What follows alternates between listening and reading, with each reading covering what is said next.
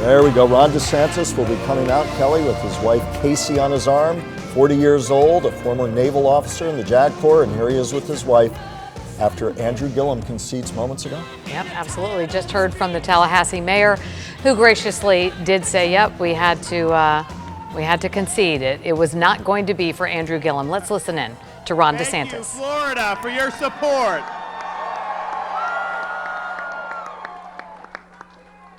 About 15 minutes ago, I spoke with Andrew Gillum, and he very graciously conceded the election. He was a very formidable opponent, and I wish him well in his future endeavors. Other than serving our nation in uniform, the opportunity to serve as the 46th governor of the great state of Florida is the greatest professional honor of my life. Thank you, the people of Florida, for your faith, your support, and your trust you have placed in me.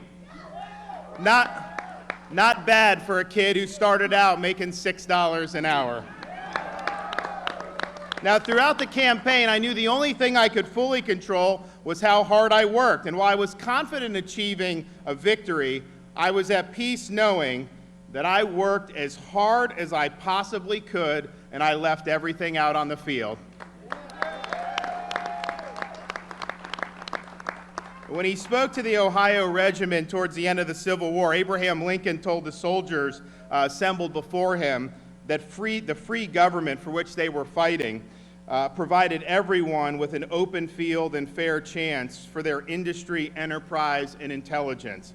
Lincoln was born on the frontier in obscure circumstances, yet he rose to the highest office in the land. He was living proof that these ideals those soldiers were fighting for were worth the sacrifice. And I think my election as governor in the nation's third largest state is further proof that, regardless of where you start out in life, if you work hard, if you do it for the right reasons, you can succeed in the United States of America. Now, when Casey and I launched this effort in January, the pundit class gave us no chance. And even today, the political and media class seem eager to write our obituary. But the great thing about our country is that every 2 years, the people have that one day in November where the elites don't call the shots, where they don't get to craft the narrative, and where they don't get to set the agenda. On Election Day, it's the voice of the people that rules.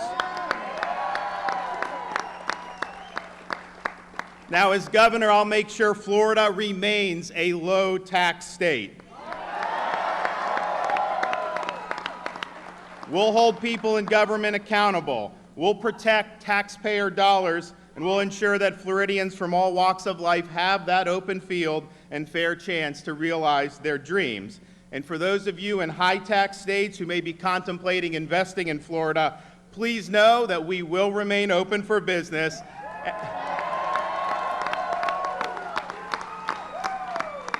And we will save you an awful lot in taxes if you bring your investment to Florida.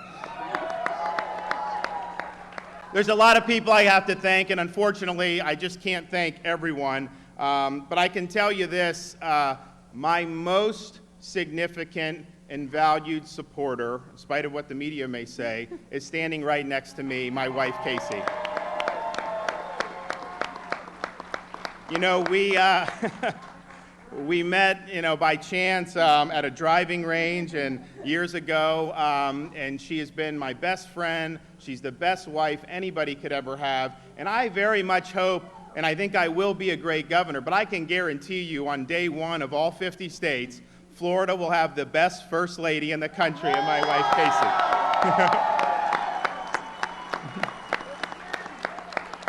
I'd also like to thank my parents for all they did for me, especially my mother, who's a retired nurse, and we have 2 kids under 2. And so when you're running for governor in this massive state, always going in and out, it really has helped that she has been there helping us get through this really difficult process.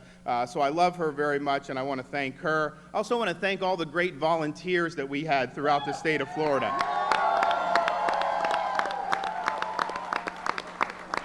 mean, the bottom line is I'm a vessel. I'm putting out the ideas and I'm putting out the leadership, but you guys are the ones that really made this victory happen. You knocked on doors, you made calls, you waved signs, and you sent me your prayers all across the state of Florida. And truth be told, one of the reasons why I worked so hard during the campaign is because I saw you working so hard and I did not want to let you down. I also want to thank our campaign staff who worked very, very hard throughout this process, starting with our campaign chairman, Susie Wiles, who's really the best in the business, and she worked and everyone worked so hard and were instrumental. And I want to thank our wonderful Lieutenant Governor-elect, Jeanette Nunez. Now, when we started the campaign and Jeanette got on the ticket, she was kind of our secret weapon, but I think now her force and presence has been witnessed by the entire state, and people know that we are getting a special woman to be our lieutenant governor.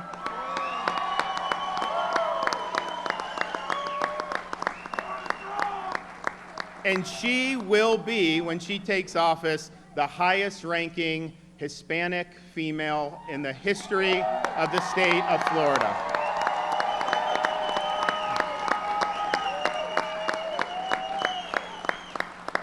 I'd also like to thank Governor Rick Scott for his leadership as governor. We have an awful lot of opportunities in Florida, particularly building a stronger economy, and that is in large part due to the hard work of Rick Scott for 8 years, focusing on bringing Florida's economy back. It's never been better. We haven't reached our potential. That's what I'm going to work on doing. But Governor Scott has done a great job for the people of the state of Florida. And finally, I'd like to thank our president for standing by me when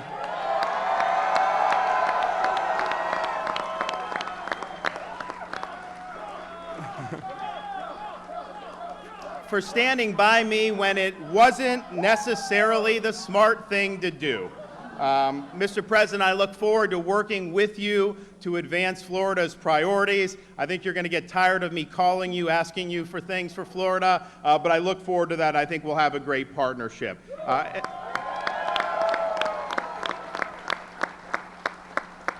I'm excited for the opportunities for Florida, and I'm excited to be able to serve as the leader of the state. When I was in Iraq, it didn't matter where our fellow service members came from. It didn't matter what they looked like.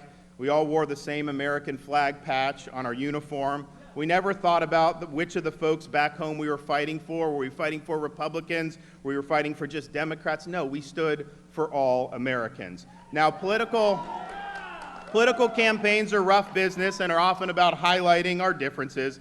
And unfortunately, in this day and age, they too often spiral into outright demagoguery. But governing is different. Governing is about getting things done on behalf of the people of Florida, keeping the economy going, improving our water quality and environment, promoting public safety, and expanding educational opportunities. We need to build a Florida that's cleaner, safer, stronger, and that'll be my guiding light as governor. So you can count on me if you're a low-income family and you're relying on a step up for student scholarship, for your child to have education opportunities, you can count on me to keep that going. If you're somebody who is interested in protecting the environment that Floridians enjoy, you can count on me to stand for clean water, stop the toxic algae, fight red tide, and restore the Everglades.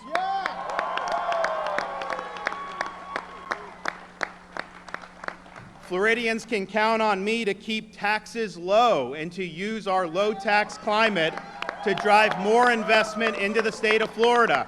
We can have real significant gains in manufacturing, technology, finance. That'll mean a broader economic base. It means higher paying jobs. And you actually will end up raising more money for the government with low tax rates, so you can do things for environment and education and public safety.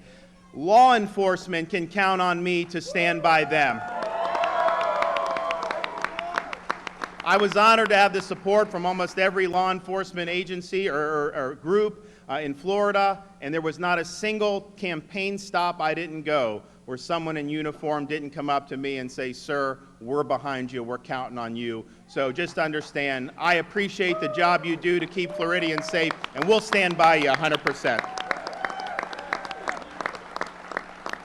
As a veteran, Floridians can count on me to stand up for our active duty military mission in the state of Florida and for our great veterans who have done so much to help our Floridians can also count on me to appoint solid constitutionalists to our state Supreme Court and other courts so that we can end judicial activism and restore the constitutional order. So we've got an awful lot to do. We have a lot of opportunities, and I believe you have to turn the page on a political campaign, and you got to be willing to work with Floridians from all walks of life. I don't care if you were against me in the campaign. I want to work with you to advance our common priorities. If we think that way, I don't think that there's going to be limits to the amount of good we can do. So it's an honor to be here tonight as the governor-elect of the state of Florida. We're looking forward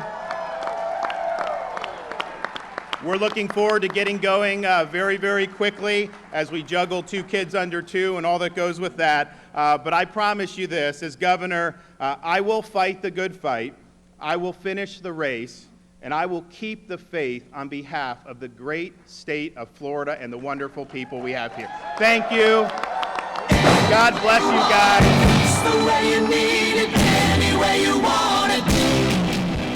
Ron DeSantis, the next governor of the state of Florida, and standing on that stage with him, at least in political spirit, President Donald Trump. This race was seen as a litmus test for not only DeSantis' support, but by extension, President Trump's support in Florida among our diverse electorate. A lot of cheering at the White House tonight. Absolutely, and DeSantis taking the opportunity to kind of lay out his agenda for the next 4 years as Florida governor.